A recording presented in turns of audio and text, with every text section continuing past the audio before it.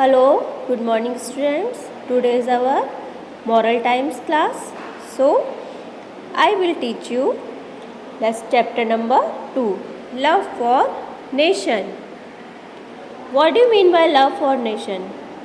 That means जो हमारे nation के लिए, हमारी कंट्री के लिए हमारा प्यार या हमारा केयर जो हम करते हैं ना, एक प्राइड होता है ना हमको अपनी कंट्री पर. If we don't have love and pride and respect for our nation, that we can't deserve to be called a human being. अगर हमको अपने देश से, अपनी कंट्री के लिए रिस्पेक्ट और लव नहीं है तो हम इंसान कहलाने के लायक नहीं हो सकते, है ना. Understand? So look at here. These are very beautiful lines that written by a famous poet Walter Scott. Breathe there the man with soul so dead, at home his footstep hath he turns, has never said, this is my own, my native land. The summary of these lines are कि अगर हम सब कुछ लुटा के भी अपने देश, अपने लैंड वापस आ जाएं तो वो वेस्ट नहीं कहलाएगा, क्योंकि हमको अपनी कंट्री के लिए, अगर हमारी कंट्री के लिए हमारे मन में प्यार नहीं है तो फिर हमारी आत्मा या हमारी सोल क्या है, समझ लो, डेड है या मर गई है. Okay.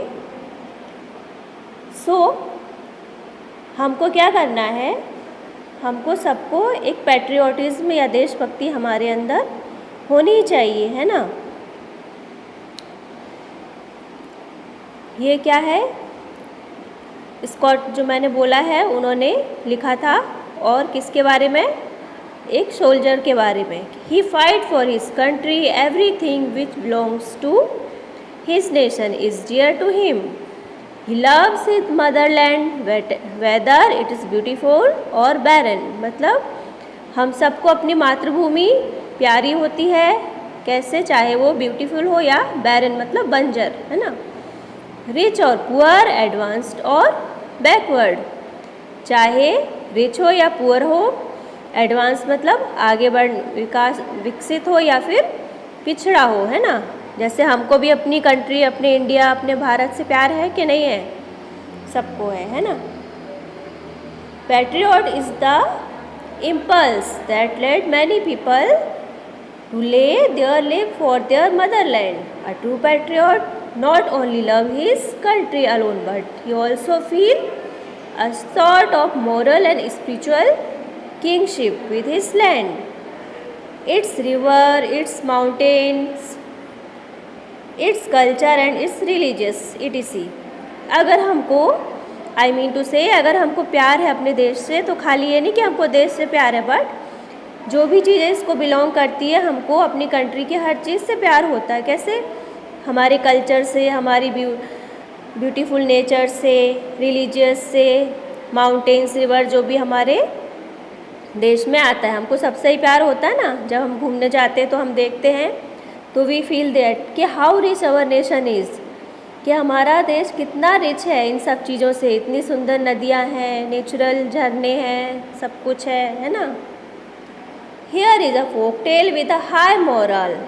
Once there was a tall and old banyan tree in a forest. अभी एक फोक टेल मतलब लोक कथा, जो गांव में कहानियाँ सुनाई जाती हैं, that is called folk tell.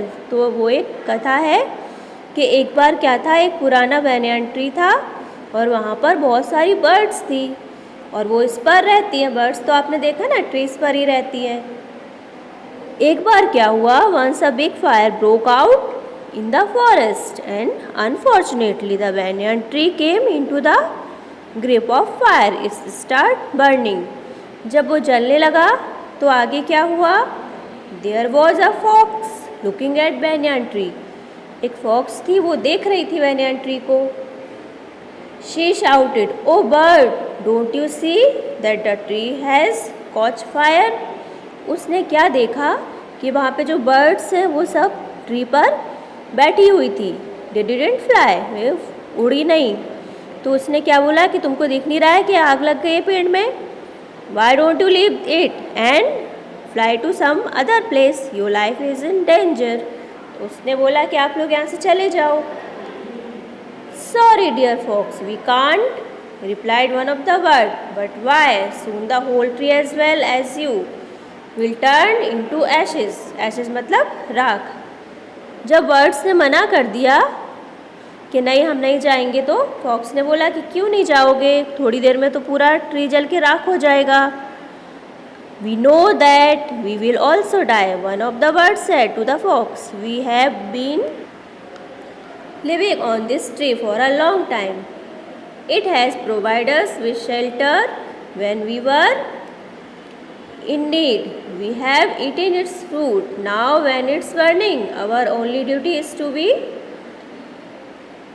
die with it. तो उन्होंने क्या कहा, कितनी ब्यूटीफुल बात उन्होंने बोली कि उनके लिए तो वो पेड़, वो ट्री क्या था, just not like a normal tree. उन्होंने क्या दिया था, वो ट्री ने उनको शेल्टर दिया था और खाने के लिए फ्रूट्स दिए थे. तो उन्होंने क्या बोला कि अगर ये हमारे लिए क्या है, जस्ट लाइक अवर कंट्री, ये हमारी मातृभूमि है. अगर अभी हमारी ड्यूटी ये है कि अगर ये जल रहा है तो हम इसके साथ जल जाएं. Okay. Now when it's burning, our only duty is to die with it. So we can't leave it alone in misery. Misery मतलब दुख में. जब दुख में हम इसको अकेला नहीं छोड़ सकते. This folk tale gives a clear message that one should feel proud of one's country as it provide one with food, water, shelter, protection and many other amenities. Amenities मतलब सुख सुविधाएं. तो हमको भी ऐसे अपने कल्चर से, अपनी हेरिटेज से, सब चीज़ों से क्या करना है, लव करना है और प्राउड फील करना है ना. तो आपको ये स्टोरी अच्छी लगी ना. अब आप सब जानते हो कि we all belong to India. We are aware of its well earn prize of freedom. हमको ये स्वतंत्रता, फ्रीडम कैसे मिली है आपको अच्छे से पता है ना, कितनी मुश्किलों से मिली है. And we should be proud of the and grateful to those who fought for the freedom we enjoy now.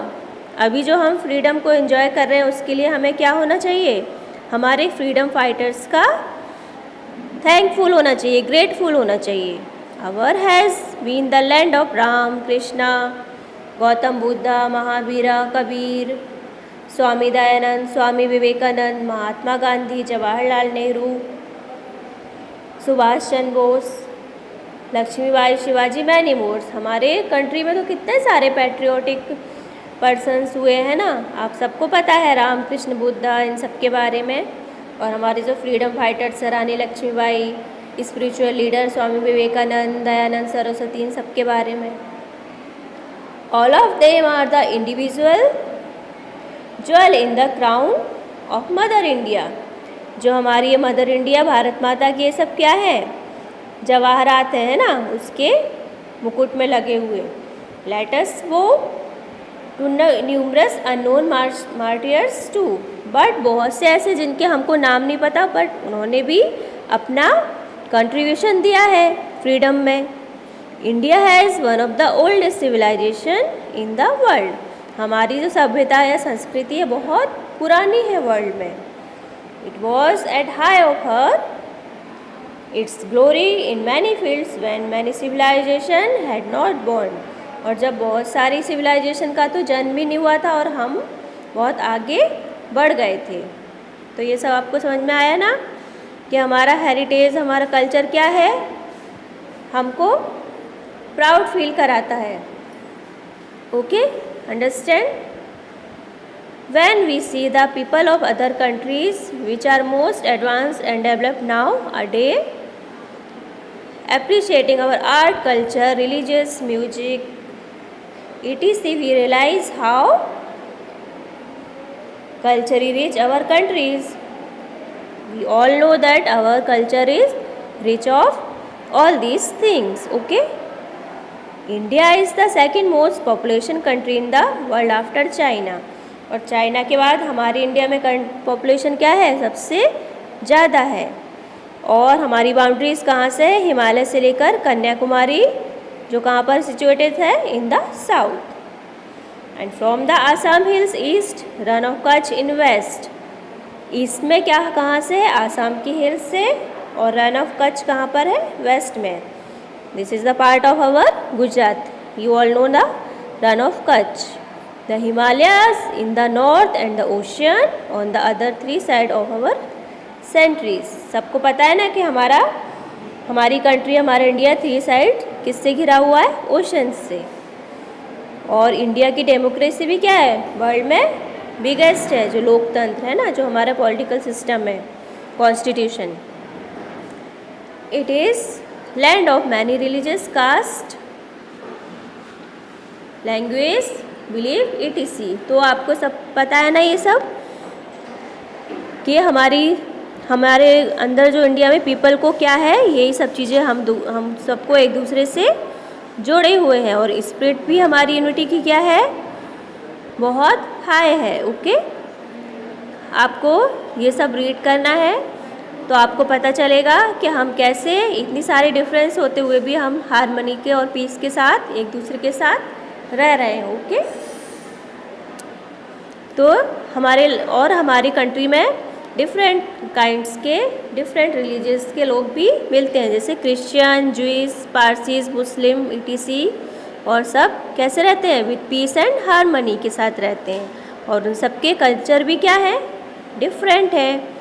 So dear children, India belong to each other of us. तो हमको एक सब साथ में रहना है, क्योंकि इंडिया हम सबसे बिलोंग करता है, किसी एक के साथ नहीं।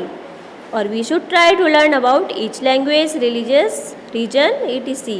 मतलब हमको क्या करना है, दूसरे के रिलीजन्स का भी, लैंग्वेज का भी रिस्पेक्ट करना है। कभी किसी को डिफरेंट नहीं मानना है ना, या उसको इन्फीरियर नहीं समझना है। But unfortunately there have been communal riots and violence in our country from time to time. But कभी कभी हम सुनते हैं ना कि रिलीजन्स और लैंग्वेज को लेकर कम्युनल राइट्स और वायलेंस होते रहते हैं, बट ये सब नहीं होने चाहिए, है ना। क्योंकि ये देश किसका है, महात्मा गांधी का, और उन्होंने कितना सेक्रीफाइस किया है हमारी इंटीग्रेशन और कम्युनल हार्मनी के लिए। तो हमको भी क्या करना है, इन सबके सेक्रीफाइस को हमेशा याद रखना है। और ये हमारी ड्यूटी है कि हम क्या करें, इन सब कम्युनलिज्म के अगेंस्ट फाइट करें, जो सही है उसका साथ दें। और all of you should get inspiration of patriotism and sacrifice from the lives of great persons of India. और अभी हमको क्या करना है, अपने देश में जो हमारे सोल्जर्स हैं वो क्यों इतना कर रहे हैं, सेक्रीफाइस कर रहे हैं, for their self, no, for our country. वो हमारी कंट्री के लिए अपनी लाइफ को सेक्रीफाइस कर रहे हैं, तो हमको भी एक पैट्रियोटिज्म की फीलिंग अपने अंदर लानी चाहिए। Remember that love for Mankind is one of the supreme kind. अगर हम मानव जाति के लिए अपना प्यार रखेंगे तो वो सबसे ऊंचा है। Okay, there is a great need of tolerance, cooperation, understanding, love and brotherhood. और आज के टाइम में हमको किन सब चीज़ों की सबसे ज़्यादा ज़रूरत है, टॉलरेंस, मतलब छोटी छोटी बात पे हमको गुस्सा नहीं होना है, सब चीज़ों को सहन शक्ति हमारे अंदर होनी चाहिए, कोऑपरेशन होना चाहिए, एक दूसरे का सहयोग करने की भावना, अंडरस्टैंडिंग होनी चाहिए, आपसी समझ होनी चाहिए, लव एंड ब्रदरहुड मतलब भाईचारा। हिंदू, मुस्लिम, सिख, ईसाई सब एक ही है ना, हमको आपस में लड़ना नहीं है, किसी को इन्फीरियर या सुपीरियर नहीं समझना है। So if we do all this things, our country will become so progressive. Okay, we should be aware of selfish man who put block in the way of progress of our country. और हमको selfish नहीं होना है, और अगर हम ये सब करेंगे तो हमारी कंट्री प्रोग्रेस करती जाएगी। Anybody who tries to disturb the unity of our country should be checkmated. और हमें उसको हरा देना, जैसे चेस में क्या करते हैं, चेकमेट करते हैं ना, मात दे देते हैं। ऐसे ही हमको अपनी जो भी अगर हमारी यूनिटी को डिस्टर्ब कर रहा है तो उसको हमें मात देनी है अपने स्ट्रॉन्गनेस, यूनिटी के थ्रू। तो इस लेसन से हमको क्या पता चला कि one should love and respect one's own country. हमको अपने कंट्री के लिए हमेशा लव एंड रिस्पेक्ट तो होना ही चाहिए। And one should treat everyone as equal irrespective of caste, religion and gender. और कभी कास्ट, रिलीजन इन सब चीज़ों का हमें भेदभाव नहीं करना चाहिए कि आप लड़की हो, लड़का हो, वो छोटा है, वो बड़ा है, मैं हिंदू हूँ, मैं मुसलमान हूँ, है ना।